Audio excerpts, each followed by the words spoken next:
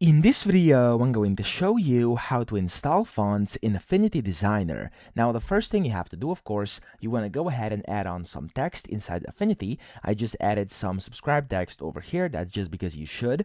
And then here, you can see, of course, on the left-hand side, you can pop it on. I'm sure how to add some text is not a problem you have. And here, up top left, you can see the different fonts you currently are able to use. Now, there's going to be a bunch of different ones, but if you want to add another one, which actually is not here yet, what you want to do is you actually can do it inside Affinity. You will have to do it on your computer by installing that specific font onto your computer. Okay, so let me show you how that's done. Now over here, I just went to Google Fonts. You can of course get your fonts elsewhere, and I just went ahead and looked for a font. And over here, let's say I find something that's interesting and that's not yet added, and here I'm just going to scroll down a bit to see which one looks interesting.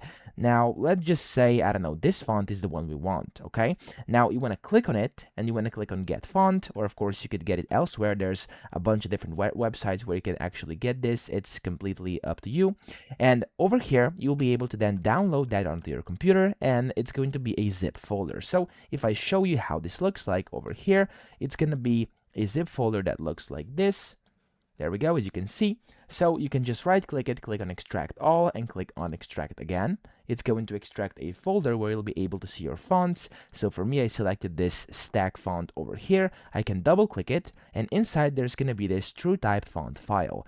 Double click this and just click on the install button up top. It's going to install within a few seconds, and when the window closes, you can close everything. Remember the name of this specific font, so for me it's stack, and I can just double click on my font in here, click on up here, type in stack, and then there we go, there's the new font. I can click on it and the font has been applied. Now sometimes this may require a restart of the Affinity program, so if your font doesn't pop up, close down Affinity, open it up again, and it should be in there after you do this. So that's pretty much it. I hope this video helped you out. If it did, please subscribe to the channel and help me out as well.